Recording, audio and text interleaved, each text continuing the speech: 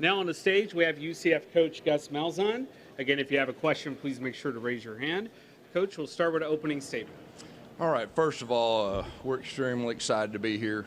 This is a huge moment for our program to be a part of the Big 12, a lot of excitement.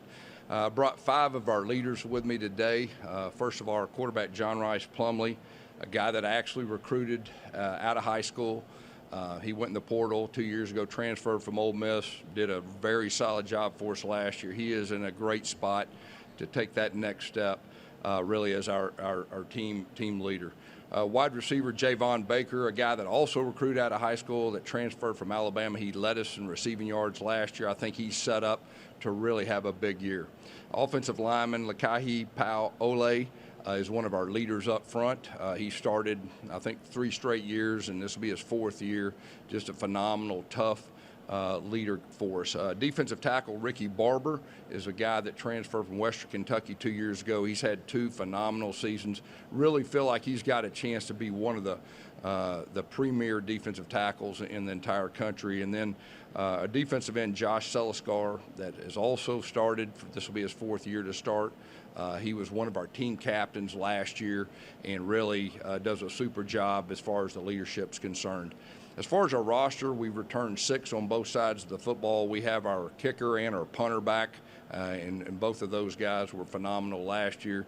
We brought in 18 transfers, and most of these guys weren't just starters on their previous teams, but quite a few of them were impact players. So that quality depth that you really need when you go take the next step to another conference, really feel good about that, specifically on the O-line and D-line, which you can't have enough quality depth as far as that's concerned. As far as our staff, most of the guys on our staff have been with me a long time. Most of our staff, has been with me when won championships and played at a high level in another conference in the Power 5. But overall, we're just blessed to be here. We're real excited about coming to this conference and playing a very challenging schedule. Again, if you have a question, please make sure to raise your hand. But when you're called on, please stand and state your name and affiliation. Gus, Jenny Carlson with the Oklahoma. Heard a lot about the excitement from you. I'm curious what your level of excitement is just personally. Get ready to make this move. And you've obviously coached at the Power 5 level before. What do you anticipate being sort of the biggest challenges as the program? Yeah. Well, first of all, for me personally, I'm very excited. This is a great conference, one of the best football conferences in college football, and probably the deepest from top to bottom. So I'm very excited about that. As far as challenging, I mean, the great thing, we've had over a year, almost a year and a half to get prepared for this moment. And, talking about having quality depth when you move up conferences and leagues, and specifically on the O-line and D-line. And we've worked extremely hard, and I really feel like today, going into fall camp, that we do have quality depth on both lines of scrimmage, and that was really by design, and we really feel good about that. But just the overall excitement of the challenge of playing these great teams in this league is what's exciting for us. All right, we'll go to the center in the back. Matt Marshall, the Orlando Sentinel. Gus, you've added Darren Henshaw to be your new offensive coordinator. What does he bring to the program, and how has he kind of been able to ingratiate himself to the offense that you want to run? Yeah, I brought in Darren really to open up our offense, push the ball vertically down the field. We were a top 20 offense, overall in college football, but our yards per completion were really high, like 88th in the country, something like that. And then to develop our quarterback, specifically John Rice Plumlee, and he has done an unbelievable job. John Rice is like night and day to where he was at this time last year. And then he's one of the all-time greats, in UCF history. I think that's important. And he was with me the first year when I got this job off the field, so I know him well. He's a great person, and he was really the right fit for us. We'll go center right, 4th row. If you'll please stand. Steve Helwick, SB Nation. Hi, Gus. The Big 12 is what UCF has wanted for a long time from a competition standpoint, but how do you view the move from a geographic standpoint where you'll have to travel double the mileage in conference play this year, and there's not really a natural geographic rival within 12 miles driving distance? Well, I think the biggest challenge we have is what you just said. We have 5 conference road games. The new kid on the block, we expected that. A lot of travel. As far as the prep before the game, it's not going to be that big of a deal. The big challenge will be if you play a night game and you get back and the sun's coming up, you're getting prepared for the next week. But that's something we'll adjust to. Like I said, it's like anything else. You adjust to it, and of course next year we'll have 5 home games, and so that'll be a game changer for us too. All right, go center, right in the back. Right here. Cole Thompson, FanNation.com. Gus, good to see you, and welcome to the Big 12. Thank you.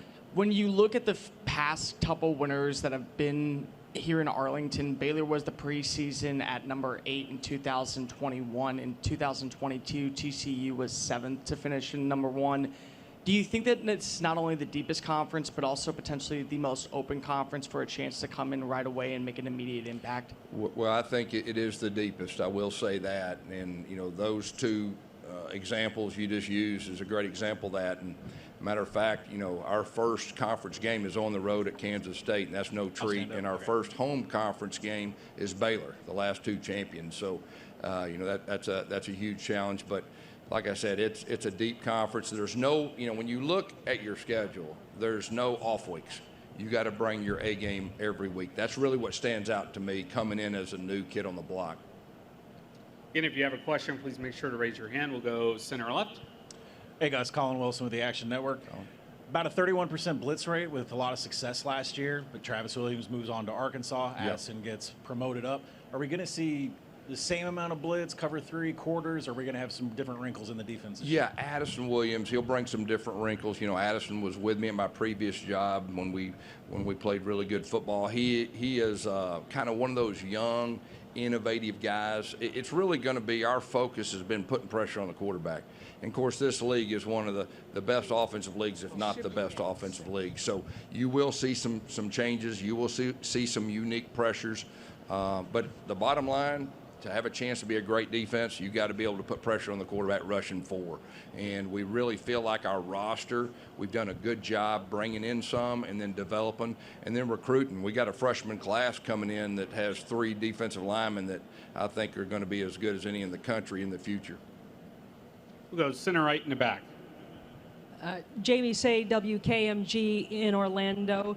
Gus, as you've scouted the teams in the Big 12, have you noticed certain characteristics about style of play in this conference and what generally it takes to be successful? Yeah, I mean, you know, great offense is what stands out to me first. And you got to play good defense or they'll run you out of town.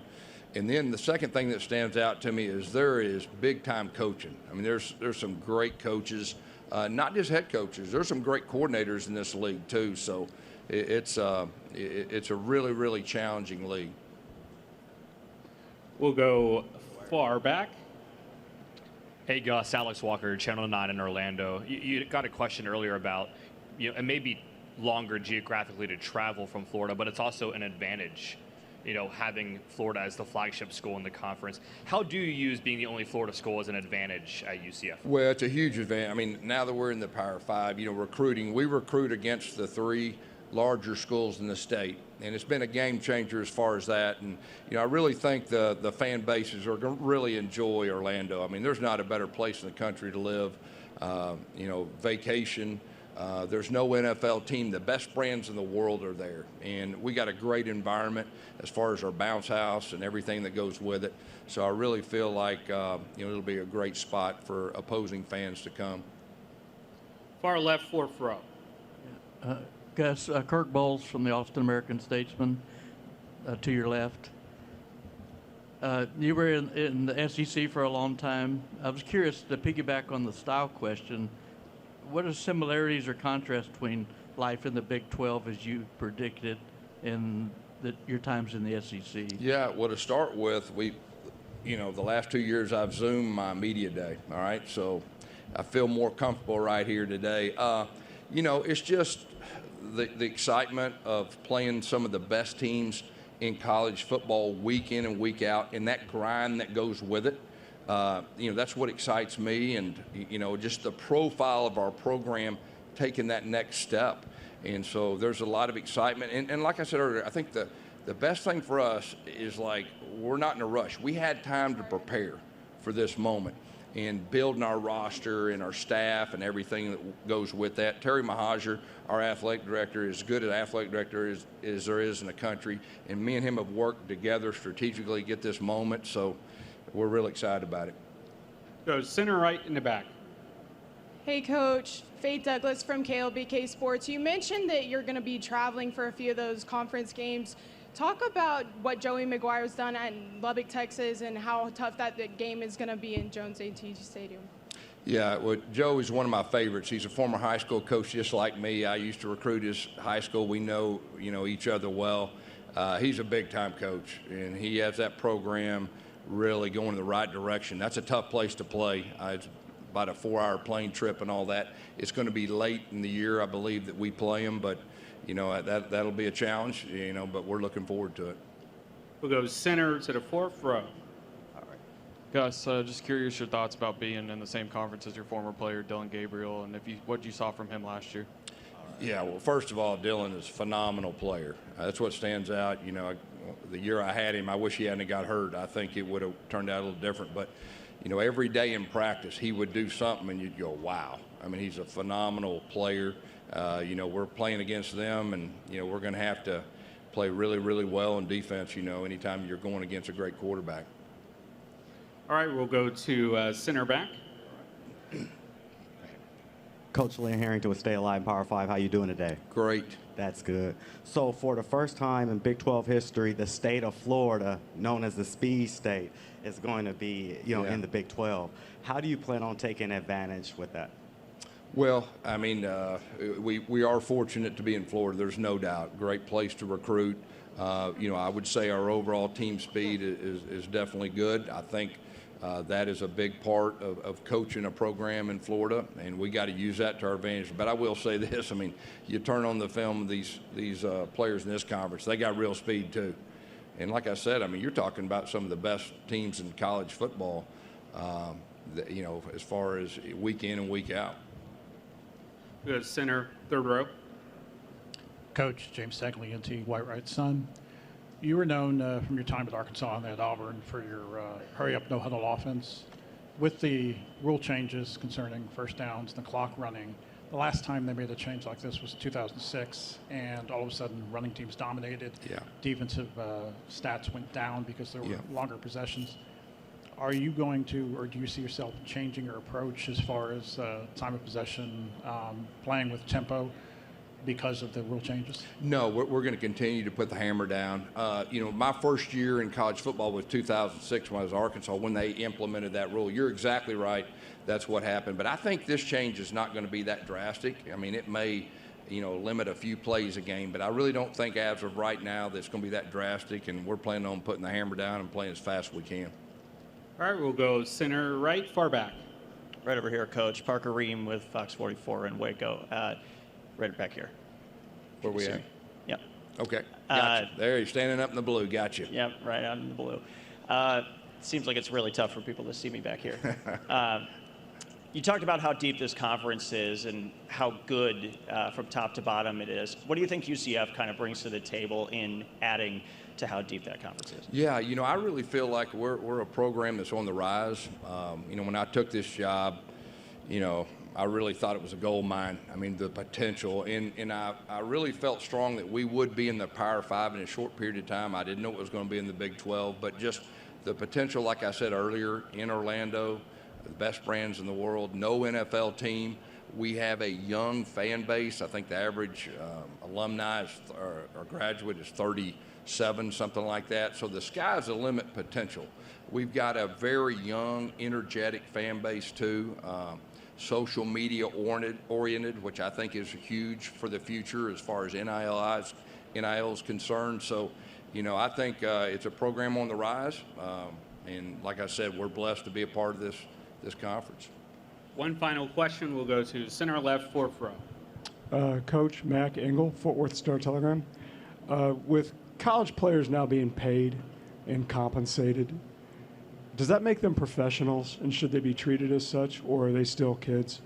We're just operating from the same standpoint other than they're getting NIL money. I mean, we're trying to keep the same, philosophy with our players, relationship, pushing them, building that team, oriented locker room. And but I will say this: I mean, we're in probably the most unique time in the history of college football. In the last 2 years, college football has changed more than it probably has the last 50 years.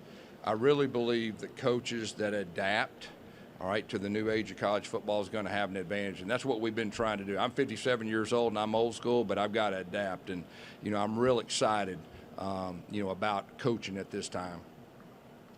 Thank you for your time today, Coach. Thank you all. Thanks for having me.